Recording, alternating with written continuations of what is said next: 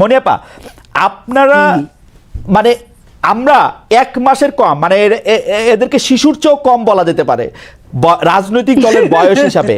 1 মাস infancy, তাদেরকে যখন আমরা জিজ্ঞেস করি এই যে টাকা পয়সা কই পাইছো, ইফতার কেমনে করছো, আমি দেখতে পাই যে আপনারা খুব খুশি হন। কিন্তু আমরা যখন বলি জনাব তারেক রহমান লন্ডনে আসেন, তার ব্যয় কোথা থেকে নির্বাহ হইতেছে, গত 15 বছরে কোথা থেকে তিনি এই টাকা পাইছেন, আপনারা রাজনৈতিক দলগুলি কিভাবে ওপেনলি এই টাকাটা কিভাবে, মানে এনসিপি কিভাবে টাকাটা দেখাবে, এটা বিএনপি দেখাই দিবে তো যে ভাই এইভাবে টাকাটা দেখাবা তোমরা, এটা কি আপনারা দেখান কখনো?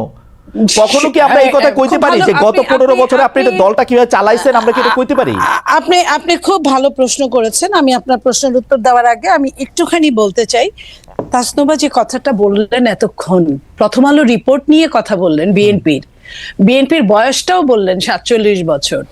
তো 47 বছরের যে বিএনপি, যার নামে আওয়ামী লীগ 1.5 লক্ষের অধিক মামলা করেছে এবং প্রায় 50-60 লক্ষ আসামি আছে, শুধু আসামি আছে, যে মানুষগুলো একটা থানার মানুষও অনেক দলের নাই। আমি এটা অহংকার করে বলছি না, এটাই সত্য। এখন আমি এই জায়গায় বলছি যে তারা তো মাত্র নতুন 1 মাসের একটা দল, তো তাদের এত প্রশ্নের উত্তর দিতে হয় এবং দিতে পারছে না, কোনো প্রশ্নের উত্তরই তারা দিতে পারছে না। টিউশনি করা যে উপদেশটা 6 কোটি টাকার, না না আপা, আপনি আপনার কথা বলেন, 30,000 আপা আপনি কথা বলেন, আপনি যে অর্থনৈতিক স্বচ্ছতা ওর কাছ থেকে দাবি করেন, আপনি যে অর্থনৈতিক স্বচ্ছতা জাতীয় নাগরিক পার্টির কাছে, তাহলে আপনি আরেকটা প্রশ্ন এনে তো লাভ নাই, টিউশনি করেন যে কোন কথা, তার জবাব আমরা সে দিবে। আমি সেই প্রশ্নটার উত্তর অবশ্যই দিব। আমি বলি নাই যে কন্টিনেন্টালের 10টা হোটেল, কন্টিনেন্টালের 10টা রুম আটকায় রেখে 53 কোটি টাকা এই 1 মাসের একটা বাচ্চা দলের, শিশু দলের 53 কোটি টাকা। এই কথা সত্য না, এই কথা সত্য না, এটা বিএনপির প্রপাগান্ডা, এটা বিএনপির প্রপাগান্ডা। আমি এটাও বলি নাই, পত্রিকায় দেখেছি, আমি পত্রিকায় দেখে কথা বললাম। আমি এটাও বলি নাই যে পিজি হাসপাতালের 8টা 10টা রুম মাসের পর মাস আটকে রেখে আপনার কি বলে কেবিন, সেটা আমি কিন্তু এটাও বলি নাই যে আপনার এই যে প্রত্যেকেই চাঁদাবাজি করতে গিয়ে প্রত্যেকটা জেলায় বলতেছেন আপা এগুলা, আপা আপনি আপনার অর্থনৈতিক স্বচ্ছতার কথাটা বলেন আপা। আমি আমার অর্থনৈতিক স্বচ্ছতা, বিএনপি প্রত্যেক বছর বিএনপির যে অফিস আছে, অফিস থেকে এটার নির্বাচন কমিশনে একটা জবাবদিহিতা থাকে, এটা আমি দেখছি আপা। আপা এটা আমি আপা আমি আপনাদের বলি, এটা আমি গত 27 বছর ধরে দেখে আসতেছি। এইটা একটা এমনই, মানে আমি এটা নিয়ে আর কোনো কথা বলতে চাই না। এটা আমি আপনাকে বলি যে বিদেশে, আমি আপনাকে বলি বিদেশি সংস্থার কথা যেরকম হইতেছে, আদর্শ সংস্থার কথা যেরকম হইতেছে, বিএনপির বর্তমান চেয়ারম্যান যে দেশে থাকেন সেই দেশের ওয়েবসাইটে ঢুকে দেখা যায় কে তাকে কত টাকা দিচ্ছে। আমি আপনাকে একটা কথা বলি, জি আপা, বিএনপির 300 আসনে মিনিমাম আপনার 5টা করে যদি ক্যান্ডিডেট থাকে, একদম একজন আরেকজনের চেয়ে যোগ্য, কোনো অযোগ্য নাই, 5টা করে যদি গড়ে ক্যান্ডিডেট থাকে, তাহলে 3-5 1500, রাইট, 1500 ক্যান্ডিডেট আছে। 1500 ক্যান্ডিডেটের মধ্যে আপনি জানেন বিএনপির ম্যাক্সিমাম অনেক ক্যান্ডিডেট কিন্তু অনেক বাংলাদেশের শীর্ষ ব্যবসায়ী, সবচেয়ে ধনী, রাইট, এবং আওয়ামী লীগের আমলেও তারা খুব দারুণ ব্যবসা করেছে, সেজন্য তারা একটু কৃতজ্ঞ আছে আওয়ামী লীগের কাছে। এইখানে যত আপনি এখানে টিপ্পণী দিতেই পারেন, হ্যাঁ, আমি স্বীকার করি বাংলাদেশ এমন একটা দেশ যেখানে আপনার সব সময় সব জায়গায় আপনার কিছু না কিছু দালালরা থাকে, কিছু না কিছু মুনাফিকরা থাকে। আমি ওইটা বললাম। এবং যে লন্ডনে আমাদের নেতা থাকে জনাব তারেক রহমান, সেখানে প্রায় 30 থেকে 35 লক্ষ শুধু বাঙালিরাই থাকে লন্ডনে, এবং তার মধ্যে 15-20 লক্ষ আপনার সিলেটি আছে, আপনি খেয়াল করেন, যাদের অনেক হোটেল আছে, আপনি জানেন, যেমন ধরেন তারেক রহমান সাহেবের সেক্রেটারি আপনি এই কথাটা বললেন না, আপনার বিপদ হবে, আপনি আটকাবেন, আমি বলি আপনি এই কথাটা বললেন না, আপনার আমি আটকাই, আমি আপনাকে খুবই ভালোবাসি, সেজন্য আমি আপনাকে আটকালাম। আমি আপনাকে বলি আমার কোনো অসুবিধা নাই, আমাকে বলি, আমি প্রশ্নটা বলি, জনাব তারেক রহমান রে বাংলাদেশে থাকা 1500 সংসদ পদপ্রার্থী, আমি ওটা বলি নাই, আমি সংসদ পদপ্রার্থীর কথা বলি না, যে কেউ তাকে 1500 কোটি টাকা দেয়, আমার কোনো আপত্তি নাই, আমি শুধু এটা 1500 কোটি টাকা আমি এটা ক্লিক করে দেখতে চাই যে এটা কোথা থেকে আসতেছে। আমার শুনেন, আমার দিতে হবে কেন? আমার যে নেতা, আমি আমার নেতাকে পছন্দ করতেই পারি, আমার নেতার বিপদের সময় আমি তার পাশে দাঁড়াতেই পারি না, এখানে কিন্তু কোনো নিষেধাজ্ঞা নাই, রাইট। এখানে কোনো নিষেধাজ্ঞা Right. নাই। এবং যারা সারা বিশ্বে বিভিন্ন জায়গায় ভালো ভালো জায়গায় আছে, তারা যারা বিএনপি করে হ্যাঁ। তারা তার নেতার পাশে দাঁড়াতেই পারে। Right. আমি কিন্তু এই কথাটা বলছি, তার জন্য তাকে যে কিছু করতে হবে সে তো সারাদিন কিছু করতে হবে না, 24 hours কিছু কাজ করতে হবে না। করে একজন রাজনীতি। পাবলিক পার্সন হিসেবে আমাকে রাজনীতির দেখাবে, মিছিল। পাবলিক পার্সন হিসেবে আমাকে দেখাবে তার টাকাটা কোত্থেকে আসতেছে। আপা একটু চাওয়া আমাদের।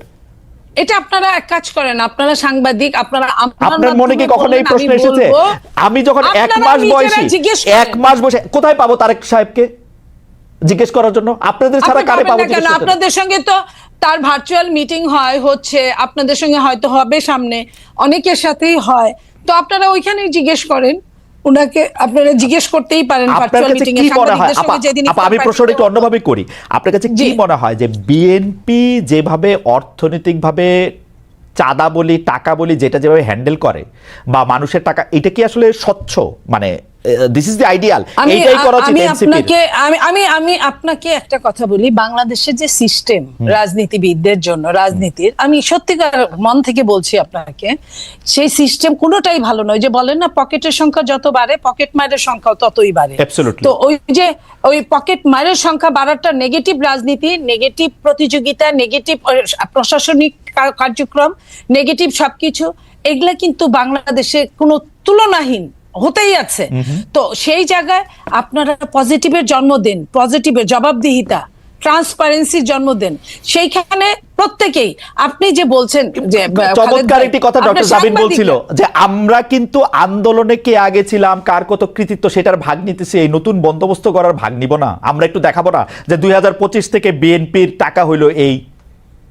না, ওরা তো, আমি বলি আপনাকে, জেবিন যেটা বলছে এটা একদম ডাহা ভুল, আমি মিথ্যা বলবো না।